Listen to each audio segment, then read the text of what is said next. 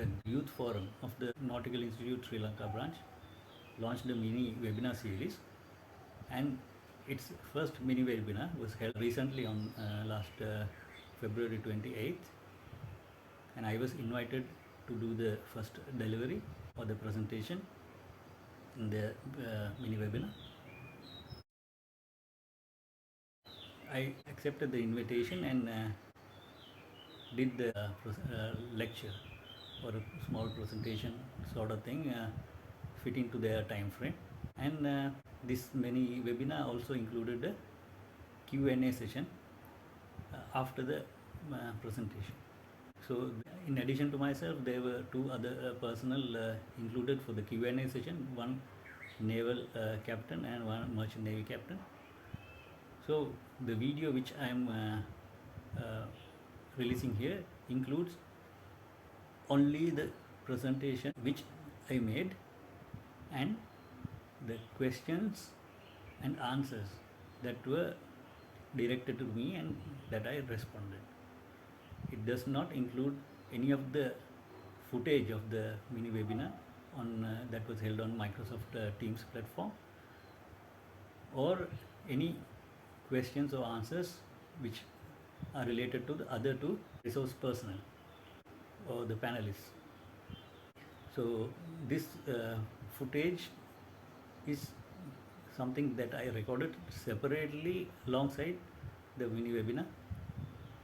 So it's not the footage on Microsoft Teams. I invite you all to watch this video because it will help you out in performing on the bridge and clearing some of your doubts, or giving you some new insight on how to perform better, and hope you will enjoy.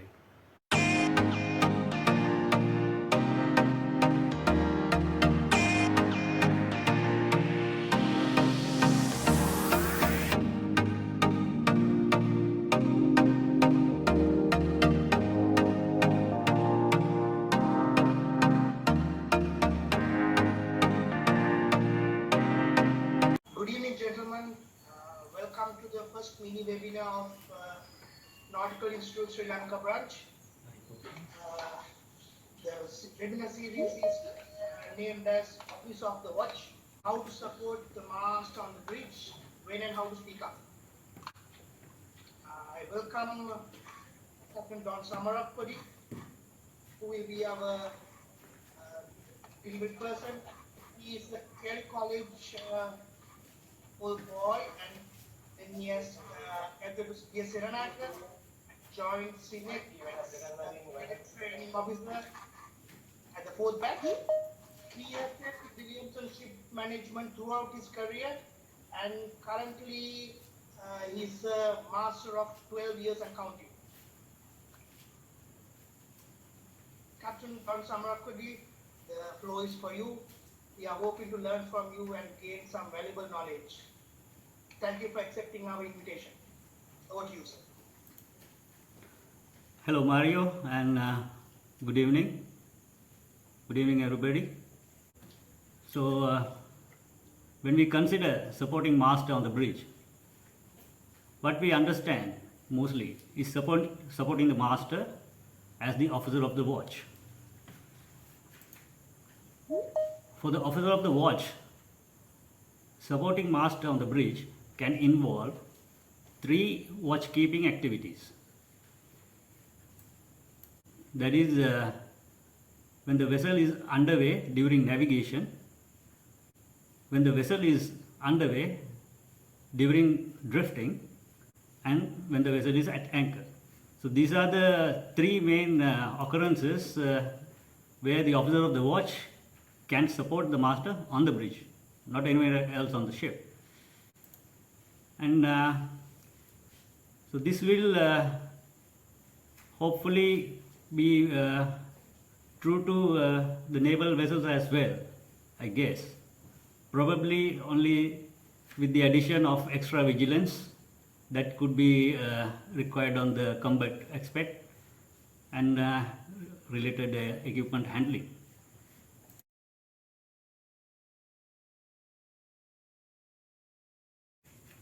So let's have a look at a few images of the navigation bridge layouts, just to get some idea for those who are here that are not directly involved and familiar with the navigation bridge of the vessel. I'll just share the screen. Can you see the screen? It's loading up. Yes, sir. Now we can see a Roro carrier, NYK line. All right. Since you started my introduction mentioning as a master of Roros or car carriers, vehicle carriers. So this is a typical vehicle carrier. I normally sail on these ships, and this is the company I sail with, Wilhelmsen. This is one of the other ships as well. And this is a cross section or layout of a car carrier.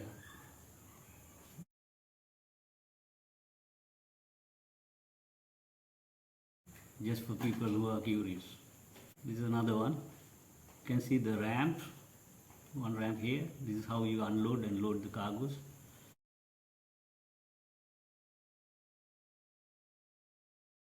Hope you can see this one.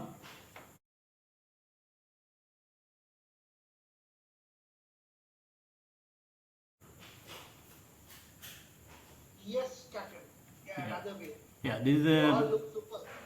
yeah, this is also a bridge of a merchant vessel.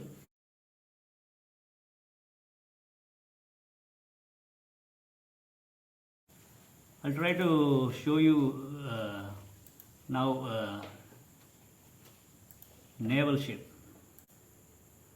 So this is a photograph of the bridge of the naval vessel SLNS Sindhurada. Can you see this one?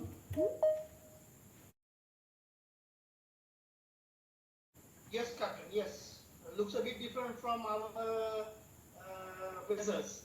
Yeah, it's a bit different. Advanced. Yes, it's a bit different in the sense like you don't see much of glaring screens, but I'm not sure whether they are available here. Probably yes. This is another view of the same ship bridge. You can see it's not that big. The bridge is not that big compared to the bridges of merchant vessels, but quite similar setup. Yes, Captain. Very nice. Going back to the topic, we can now understand, looking at those pictures and those glaring displays and all the equipments, what a lot of things expected from the officer of the watch, as he should be doing something with all those equipment and fancy displays. As a master, the best supporting activity that I would appreciate from any officer of the watch is following my instructions, especially keeping me informed and sharing his or her concerns when he is on duty. So when we look at the bigger picture, for any officer of the watch to extend his best support to any master, leaving aside what the master prefers, he or she should consider to be abiding by 5 most important items. This is as per my view and my prioritizing. The first one I say is the company's standing instructions on bridge watchkeeping. Then it is the master's own special orders and standing orders that is available on the bridge. As number 3, I take the company's SMS on bridge procedures, or you can refer to the ICA's bridge procedure guide. Next comes the experience transfers and experience exchanges that are received time to time, which include avoiding actions or corrective actions. Last but not the least is the navigational rules.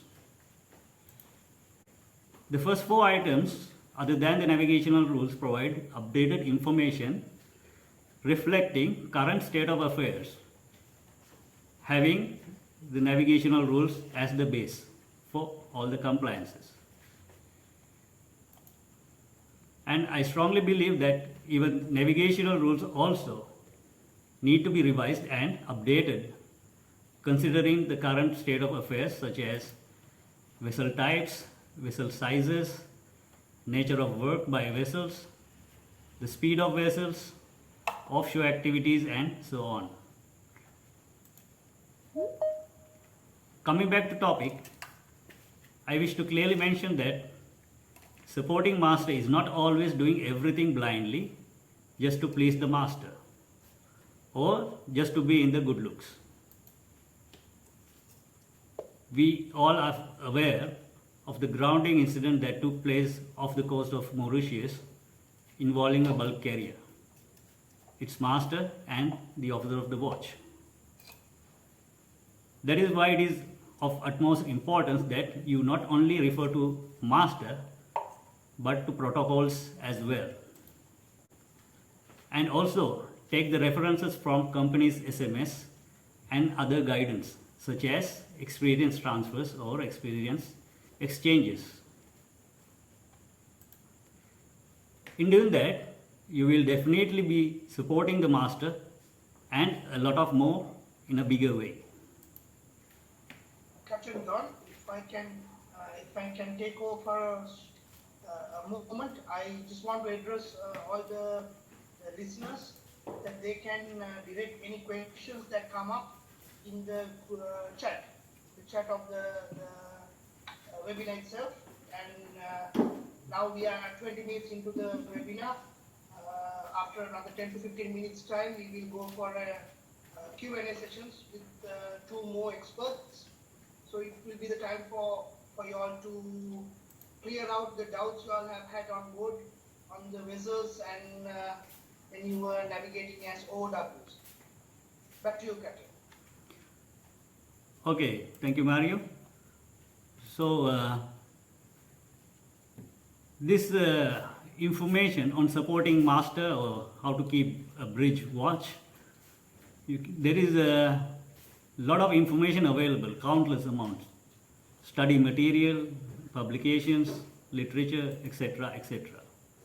So instead of repeating all the same information that is already available, I'll try to highlight a few points and acts that I have experienced, and as per my view, they are not actually supporting the master.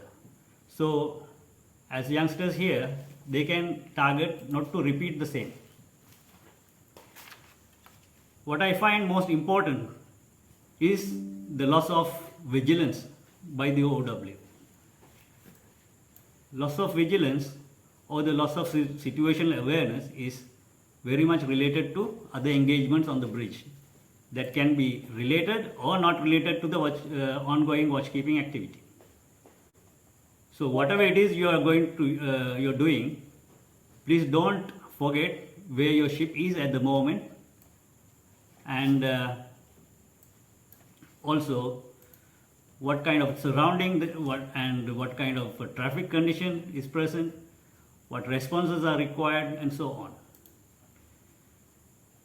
And then I see using a mobile phone, so don't let your mobile phone or the ship's internet signal or the availability of the shore mobile network signal distract you. Not maintaining a proper lookout is another problem that I have noticed. If you are not engaged, or if you are engaged in something that requires your attention, even for a short while. And if you are not able to be continuously engaged on the lookout, so better you call a lookout person and have a designated lookout person. So it is, of course, the masters and the chief mates or the senior management's duty to have that kind of freedom available for the watchkeeping officer, so that he is free to call the lookout personnel or any other assistance as required. Then I say, I notice with all the many display screens and things on the bridge, the officer of the watch is forgetting to look out of the bridge windows and compare the displays to the physical objects or the targets. So it's visually looking out and identifying is also very important. And sometimes even worse is the officer of the watch doesn't find time or doesn't have the interest of walking to the bridge wings anymore, or it's very seldom they walk out to the bridge wing. So I can mention a lot of activities like this, even when there is not much of work involved on the bridge in the present days, where you don't have much of chart corrections, publication corrections like people had during the earlier years, without all that. So, but people are now forgetting to do a lot of things, such as not setting proper CPA, TCPAs, or setting grounding vector or these look ahead function on the ECDIS, updating AI's information, dynamic data, ETA's status, drafts, etc., etc. So many things you can list down. Of course, they are not really deliberately done, but they are happening due to some forgetfulness or sometimes the loss of focus. So now we discuss that what is actually meant by supporting mast on the bridge, and also few actions that is not actually supporting or can be considered as undesired. Let's now discuss on how and when to speak up while complying with everything as required and not repeating the same mistakes we discussed. The solution is in a quality that you should nurture, and we call it assertiveness. Being assertive will allow you to be the best support that any master can imagine. Being assertive will also allow you to speak up. So how can we become assertive? Are we born assertive? Yes. You can see babies talk frank.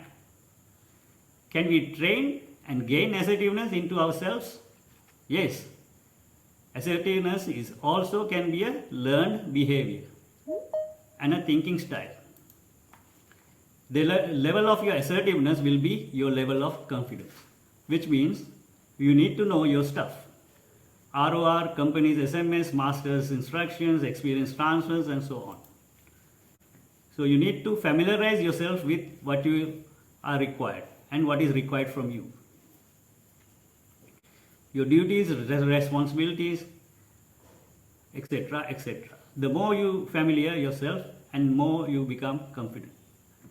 And when more confidence you gain with what is right and wrong, and what is to be done or should not be done, then the more confidence you get to speak up. Assertiveness is also your ability to stand up positively. I should say, I highlight the term positively, which means you already know what is right and required. You will train yourself to stand your ground when you are right or correct. That is meant by positive. When you know you are wrong and still want to defend your ego, then That is not positive. You need to train yourself on this. So assertiveness is also the ability to communicate politely and respectfully. When you communicate politely and respectfully, you don't create conflicts or aggravate situations. You need to train yourself on this, and you'll notice that automatically you will be building up your patience as well. So in a nutshell, we can say that assertive person knows what he needs to be doing or what he needs to be knowing. To maintain that, he'll try his best to keep up himself informed, learned and updated. It's a continuous process, or he will gain it as a habit. And when things don't seem right or the way it should be, this assertive person knows how to stand up and communicate in a nice way. What else do you think a master requires if the master has a person like this? However, it is the master who should set up the podium. The master should promote assertiveness on the bridge. Many masters do this, but some don't. As a master, I do this not only on the bridge, but everywhere on board the ship and with everyone on board. This way I gain to hear everybody's views and ideas and also get their contributions. However, I make sure that I make everybody understand that ship is not a democracy. That is required when running a happy and a safe ship. So how can we train ourselves to speak assertively? Before you speak, you need to know where you stand and what you represent. You should not be sitting on the fence. Your primary aim should be to maintain a good relationship during and after the conversation. Be aware of your body language, maintain a good eye contact, but not in a challenging way. Speak clearly, calmly, politely, and respectfully. Don't let your voice break and speak in a normal, even tone throughout. Avoid crossing arms, legs, and maintain your physical posture. Sit or stand straight, steady and direct facing. If you disagree, do it respectfully. If you receive compliments and praise, accept without minimizing yourself. So to summarize, how to support the master on the bridge: learn to be assertive. How and when to speak up: learn to be assertive. Assertiveness is one single quality in persons that needs to be trained and polished to operate a safe bridge. In a nutshell, assertiveness is respecting yourself as you are willing to understand and stand up for yourself and interest positively. I highlight the term positively. Being able to express your thoughts confidently, politely and respectfully.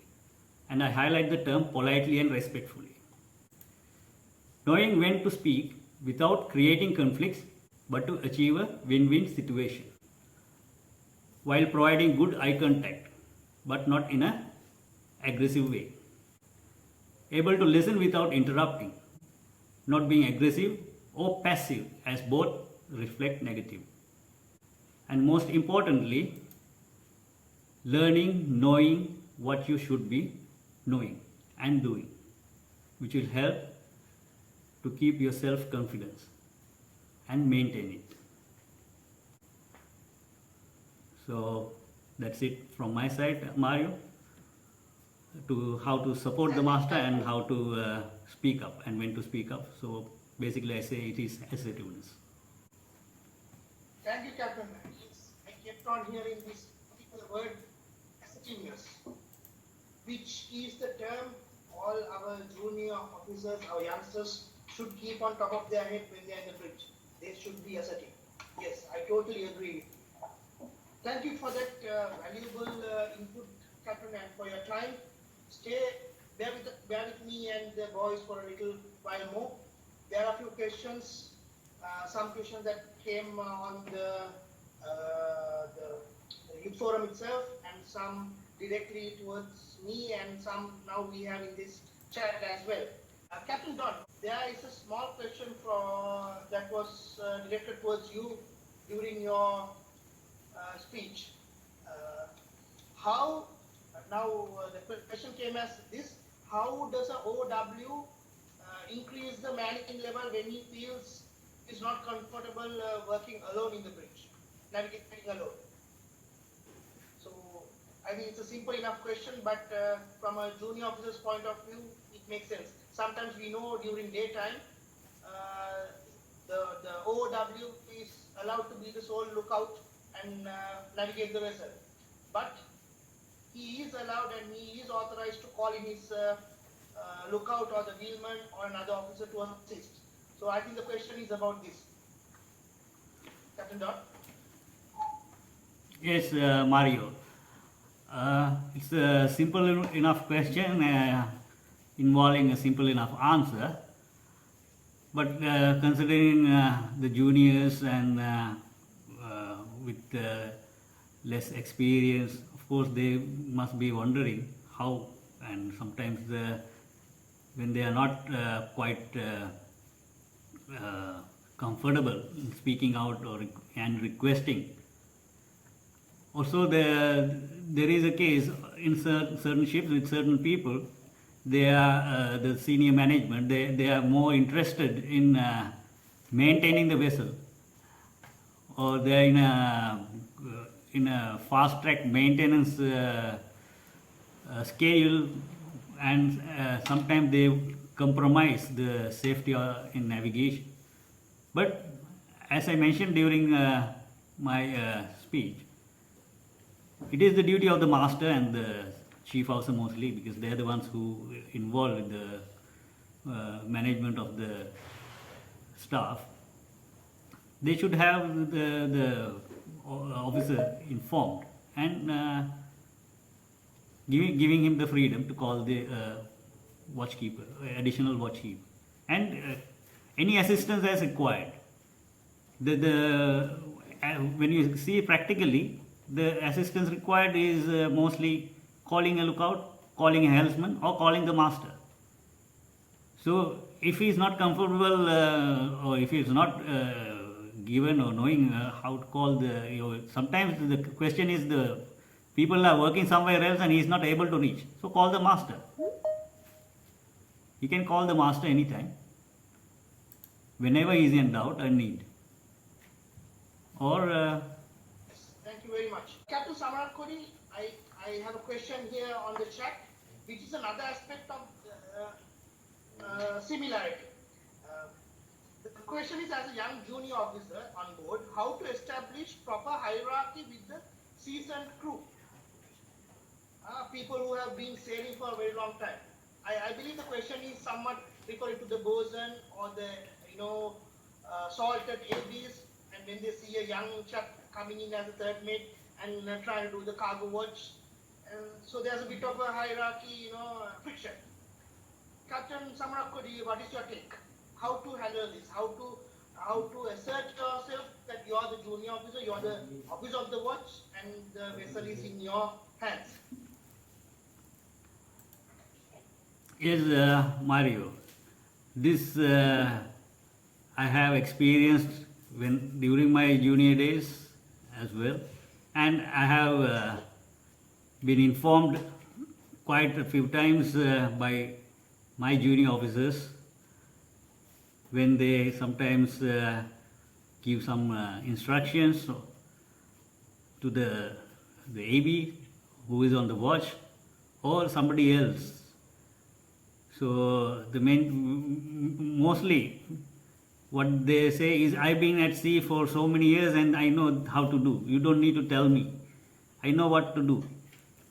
Sometimes knowing what to do is not enough, because like I said earlier, when we receive experience transfers or exchanges and then we keep updating ourselves, so we come to know new things and how to counteract certain incidents, prevent accidents. And then the officer of the watch itself himself has certain binding. He is responsible for the actions of his subordinates. So he should not surrender. He should take his authority. He should mention that he is in charge. He is the officer of watch. He is in charge, and if he is having trouble, of course, he's got the chief mate, or mostly is the chief mate. He normally speaks to or refers to, or if it's involving a bridge watchkeeping, he can even inform the master. But first, without escalating further, yeah. Captain Bob, I want to add on to this question. An immediate question came on when you were talking just now. It's similar. It's part of what we are talking now. It's about the engine being at the disposal of the OOW. Right? In the rules, in the vocabulary, in our teaching, it said the engine is at your disposal. Right? But the question here from Pushan is that, is it really practically happening? Because in his experience, he said it is not the case. So how does the OOW get the engine if he and when he wants? How do you respond to this as an experienced master who's been running large vessels in time-constrained environments? Captain Samarakuri, to you. Yes, this I've been experiencing quite many times and quite recently as well. So sometimes we run, we run on a very tight schedule, and we keep running to catch up our ETAs. And then, of course, there is traffic. There is some situation where you need to not only alter your course but alter your speed. So, and when you want to do that, sometimes the resistance is from the engine room. Sometimes the duty engineer he needs to inform the chief engineer and get his permission, but it is very seldom now, because now with these electronic engines and controls, so, and all the controls available on the bridge and all the parameters available to read by read by the OOW. In most of the modern ships where I sail now, the officer of the watch is himself is adjusting, but it is like pre-discussed, predetermined. During these locations, we may need to adjust speed. So how much? What is your room? Like we discuss, pre-plan, and we keep them informed, the engineers and the officers, so that the officer is free to alter the speed as well. It all boils down to being assertive, being politely assertive, isn't it, Captain? Not only being assertive, but like I said earlier, setting up the podium is from the senior of management. So when you know your officer will require to adjust speed, so why don't you make that available for him? So you have to pre-plan and discuss with the engine department and all the required people. Very, very positive outlook from a senior master. Thank you, Captain. It's nice to hear this kind of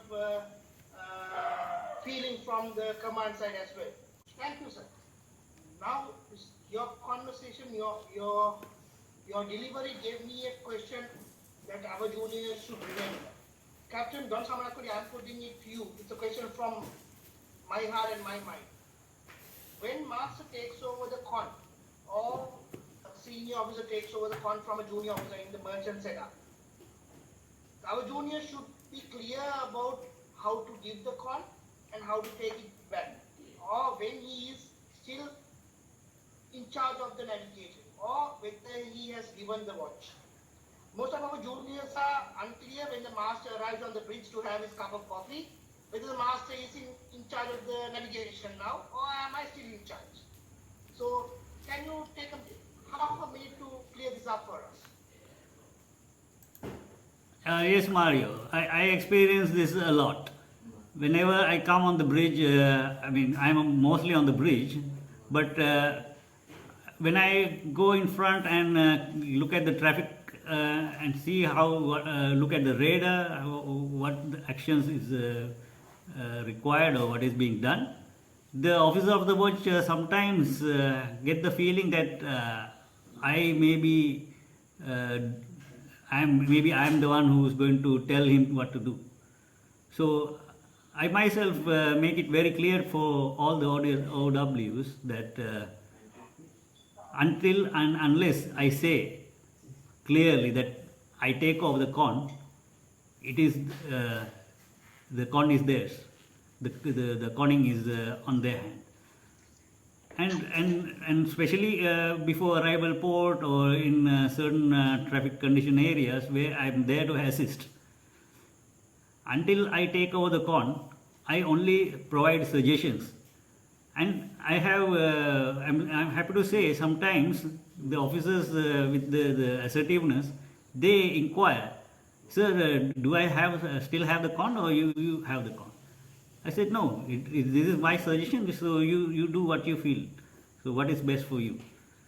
So that kind of freedom and assertiveness, of course, we have to build up in our juniors. And they should not at any time feel that the master is on the con when the master is on the bridge, or hesitate inquiring that. Thank you, Captain. Yes, the junior officer should never be hesitant to inquire. He's not clear of any scenario at the field. We are up in our time. We actually surpassed our allocated time by a few minutes, but I'm happy to say it was due to the interest of the questions.